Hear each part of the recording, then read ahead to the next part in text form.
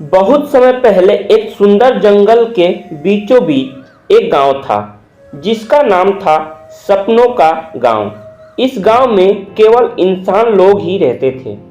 इंसान लोग में कोई सामान्य इंसान नहीं थे, बल्कि उनके पास हर किसी के लिए एक खास हुनर था।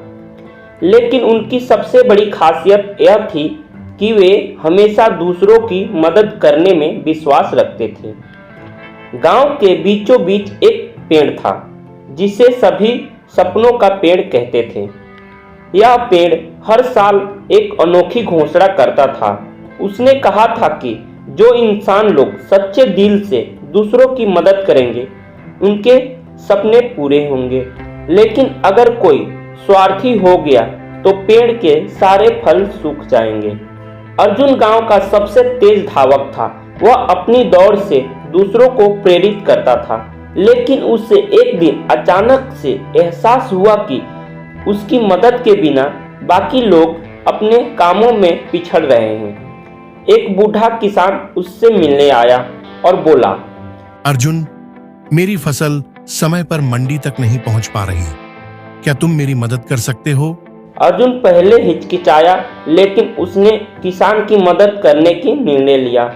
उसने अपनी दौड़ के लिए रखे समय का उपयोग किसान के लिए किया। जब वह खेत की गाड़ी लेकर मंडी पहुंचा तो गांव वालों ने उसे बहुत सराहा। सपनों के पेड़ ने उस रात चमकीले तारे गिराए जो अर्जुन के सपनों की सफलता का संकेत था।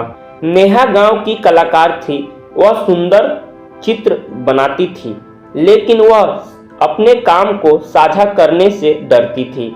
एक दिन गांव में एक अंधे व्यक्ति ने उससे कहा, नेहा बेटी, क्या तुम मेरे लिए मेरे सपनों की तस्वीर बना सकती हो? नेहा ने सोचा, यह व्यक्ति देख नहीं सकता, लेकिन शायद मेरे चित्र उसे खुश कर सके। उसने एक खूबसूरत तस्वीर बनाई और अंधे व्यक्ति को उसे महसूस करने दिया। अंधे व्यक्ति ने उससे धन्यवाद दिया और कहा, तुम मेरे सपनों को जीवन कर दिया। नेहा ने महसूस किया कि उसकी कला दूसरों की मदद कर सकती है। उस दिन पेड़ ने अपनी शाखा से फूल गिराए जो नेहा के दिल की खुशी को प्रतीक थे। वीर गांव का सबसे ताकतवर इंसान था, लेकिन उसे अपनी ताकत पर बहुत घमंड था। एक दिन गांव के बच्चों ने उससे कहा, वीर, क्या तुम हमारी कागज की नाव को नदी तक ले जाने में मदद करोगे? वीर ने पहले इनकार कर दिया, लेकिन जब बच्चों ने अपनी मासूम आंखों से कहा, क्या ताकत सिर्फ अपनों के लिए ही होती है? तो वीर का दिल पिघल गया। उसने बच्चों की नाव को नदी तक पहुंचाया और उनके साथ खेला।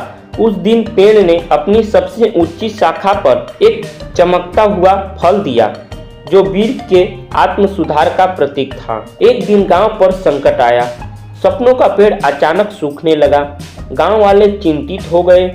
उन्होंने मिलकर तय किया कि वे अपने सारे हुनर का उपयोग करेंगे और पेड़ को बचाने की कोशिश करेंगे। अर्जुन ने दौड़कर दूर के गांव से औषधि लाने का जिम्मा उठाया।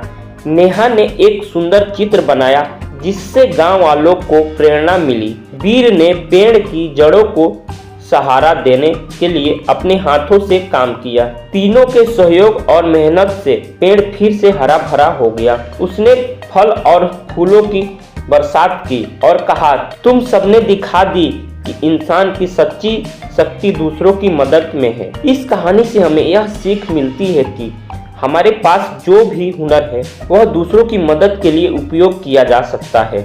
जब हम स्वार्थ छोड़कर दूसरों की भलाई के लिए काम करते हैं तो हमारा जीवन